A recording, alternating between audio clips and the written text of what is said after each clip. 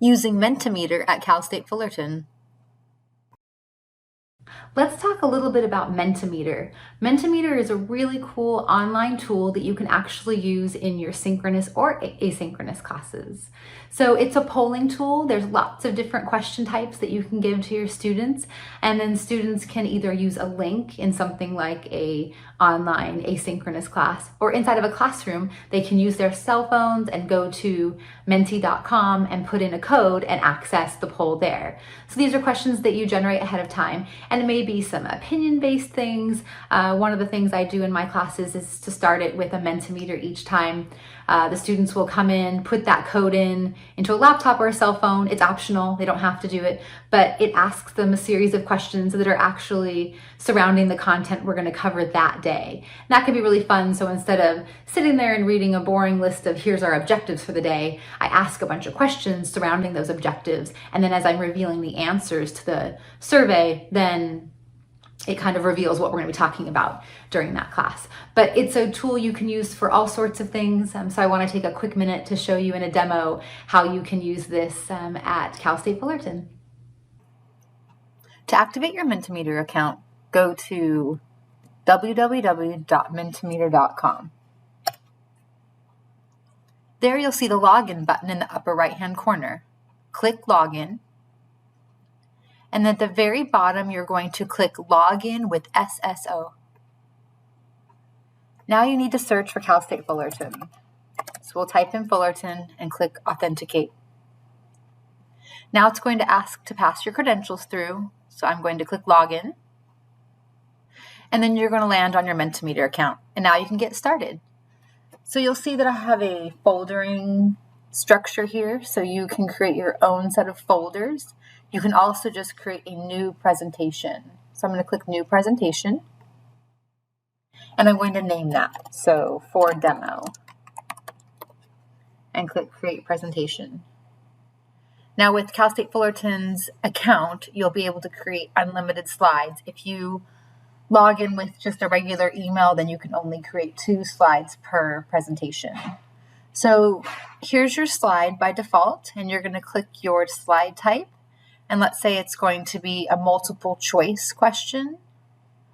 So this could be anything. So let's say, what is your favorite subject in school? And then you have a place to put multiple options. So here we can put math, or we can put history, or we can put art, something like that. And you can add additional options, or you can also remove options. You can also add pictures and attach those to each of the options. So we're going to scroll down, and there's a place you can select what you want your results to look like. We'll use the typical bar graph. And there's some other options here you can explore as well. Now we're going to add an additional slide. I'll click New Slide in the upper left-hand corner. And there's a lot of options here. So you can have a ranking, which is going to allow you to have options that students will then rank in a particular order. You can do a word cloud. So the more often a particular word is typed, the larger it appears in the results. One I often use is open-ended, so let's select that here. And so here you can put any prompt that you would like. So this could be, how do you feel today? Whatever that might be. And then students will just get to type a free response in.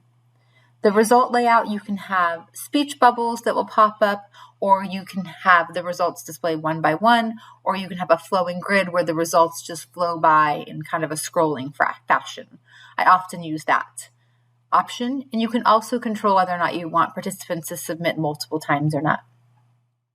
So now we have our 2-question Mentimeter here. If you ever want to delete something, you can right-click, and there's a duplicate. There's also the delete option here.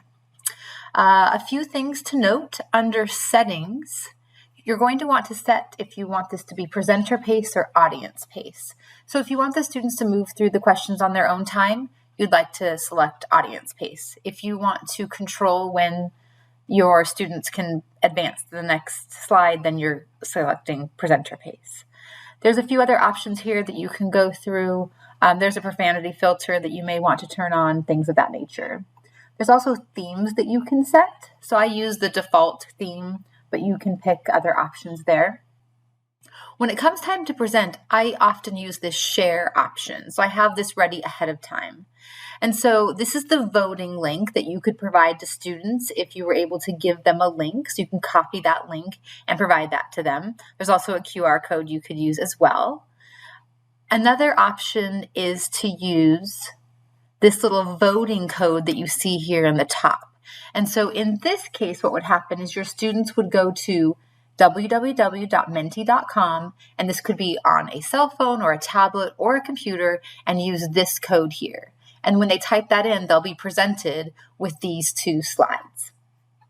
Additionally, under share, you're going to want to know what your presentation sharing link is. So when it's time to share the results of that survey, you're going to provide them this link, or you can display this link in class if that works better.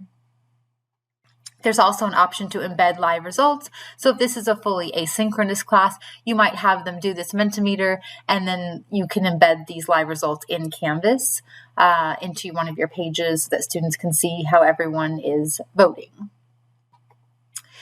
Once I'm done, it automatically saves everything, so you don't have to actually click save anywhere. I'm going to go back, the back arrow, and you'll see that now I have this for demo presentation activated here. And under the three dots on the right hand side, you can rename, you can move it to a folder, you can duplicate. There's quite a few things that you can do here. But hopefully that gets you started. It's a really fun tool, and I hope you enjoy using it. Thank you. For more tutorials, check out our YouTube channel, Faculty Development Center, CSUF.